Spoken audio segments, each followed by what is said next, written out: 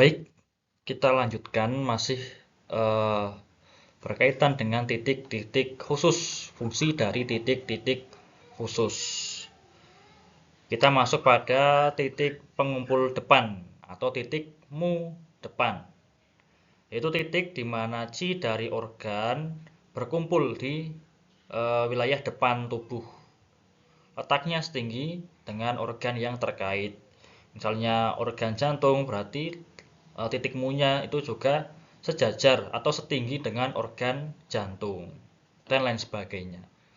Kalau kemarin di belakang tubuh itu titik su belakang, kalau di depan tubuh itu titik mu depan. Sama-sama setinggi organ yang berkaitan.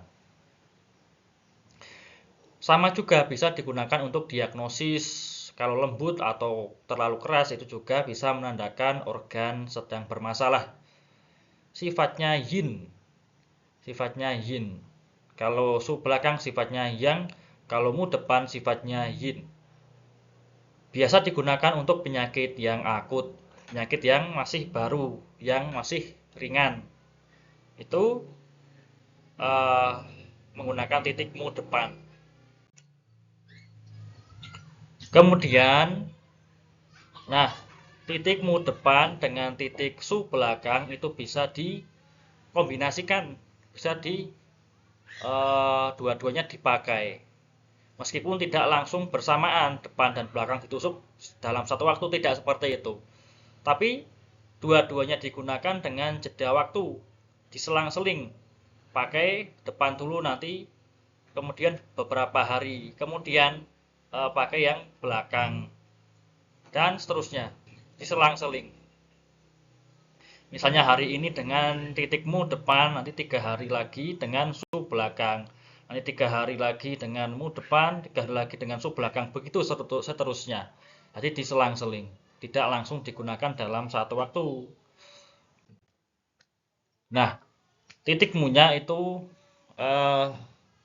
paru-paru LU1, kantung jantung Ren 17, jantung Ren 14, liver LR 14, kantung empedu GB 24, limpa LR 13, perut atau lambung itu Ren 12, sanjiao itu Ren 5, ginjal GB 25, usus besar ST 25, usus kecil Ren 4, dan kandung kemih itu Ren 3. Jadi masing-masing organ itu memiliki titik mu depan. Sebagaimana tiap organ punya titik su belakang. Nah, ada fungsi-fungsi utama dari titik mu depan. Yaitu LU1 itu untuk membersihkan panas dari paru-paru. Kemudian Ren 17 untuk menambah energi secara umum dan menggerakkan Qi di dada. Kalau ada Qi yang macet di dada, jadi sesak napas, itu bisa menggunakan Ren 17. Kemudian untuk pola-pola berkaitan dengan pikiran atau dengan psikologis, termasuk dalam kecemasan yang berkaitan dengan jantung, itu bisa dengan Ren 14. Kemudian menggerakkan Qi liver yang macet di perut atas. Di perut atas terasa kembung, terasa penuh, terasa sakit, nyeri di perut atas. Kemudian bisa juga mengharmoniskan liver dan perut, supaya kedua-duanya selaras, seimbang. Tidak ada yang berlebihan maupun yang lemah.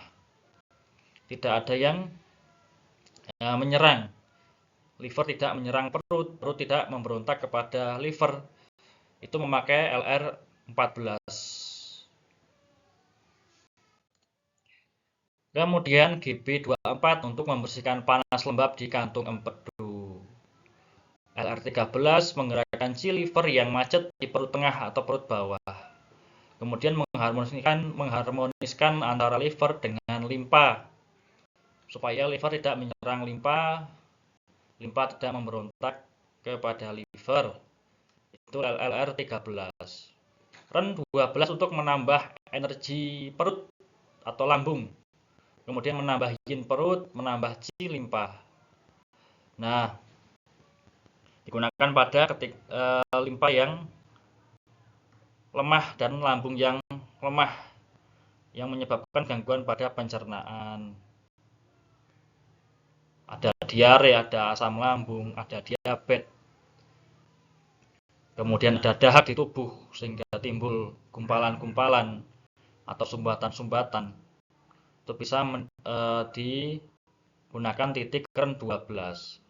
Kemudian REN 5 itu untuk pola kelebihan di pembakar bawah. Misalnya ada panas lembab atau dingin lembab di pembakar bawah.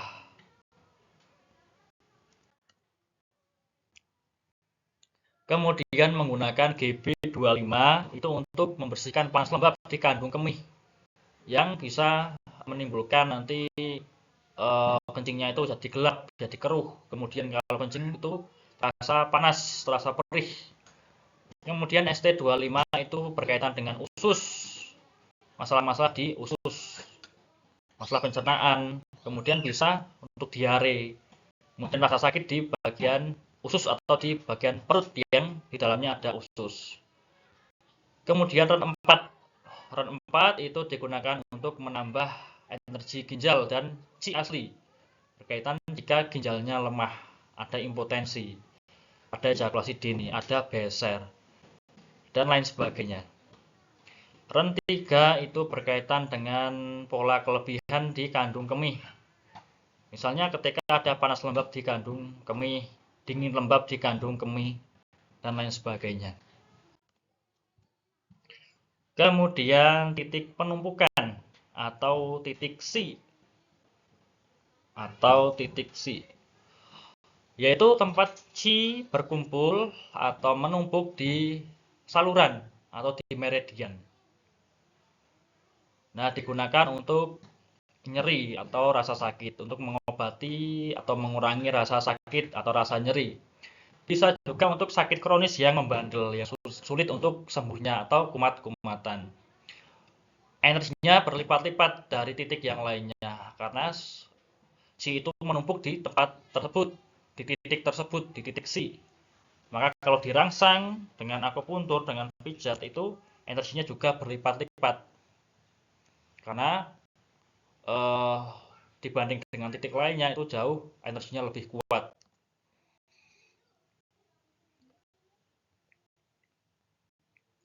Biasanya dikurangi karena lebih sering digunakan pada pola yang kelebihan. Tempatnya di antara jari-jari tangan maupun jari-jari kaki, dan juga di siku atau di lutut kecuali ST34. Titiknya ada LU6, LI7, ST34, SP8, HT6, SI6, PL63, KI5, PC4, SJ7, GB36, dan LR6. Itu adalah titik C. Kemudian titik dominan. Titik yang memiliki suatu pengaruh yang besar, berpengaruh besar terhadap organ atau jaringan atau materi vital atau substansi vital tertentu. Misalnya satu titik berkaitan dengan organ apa, kemudian jaringan apa, atau materi vital apa, zinc atau darah, atau jinje, dan sebagainya. Kalau dirangsang bisa memiliki efek penyembuhan yang kuat terhadap jaringan atau organ atau materi vital yang terkait. Nah, misalnya LU9 itu titik dominan dari pembuluh darah. Artinya LU9 itu memiliki pengaruh yang kuat jika digunakan dalam penyembuhan penyakit yang kaitannya dengan pembuluh darah. Kemudian BL11 untuk tulang, titik dominan tulang. Ada masalah tulang bisa menggunakan BL11. BL17 untuk permasalahan di darah sebagai titik dominan darah. REN 17 titik dominan Qi. Titik dominan Qi. Kalau Qi-nya sangat lemah itu bisa dirangsang dengan REN 17. GB34 itu titik dominan tendon atau urat atau otot. Kemudian GB39 itu untuk sumsum tulang. Nah, LR13 itu untuk organ cang atau organ padat. Kemudian REN12 itu untuk organ berungka atau organ Fu. Nah, itu titik-titik tersebut kalau dirangsang itu bisa membantu proses penyembuhan pada jaringan atau organ atau materi vital terkait. Kemudian titik pertemuan. Titik pertemuan. Yaitu titik bertemunya antara dua atau lebih di garis meridian. Meridiannya nanti ada simpangannya, ada perempatannya, ada pertigaannya, atau perduaannya itu kemudian bertemu. Itu adalah titik pertemuan. Kalau ditusuk berarti bisa merangsang titik-titik yang bertemu, meridian-meridian yang bertemu.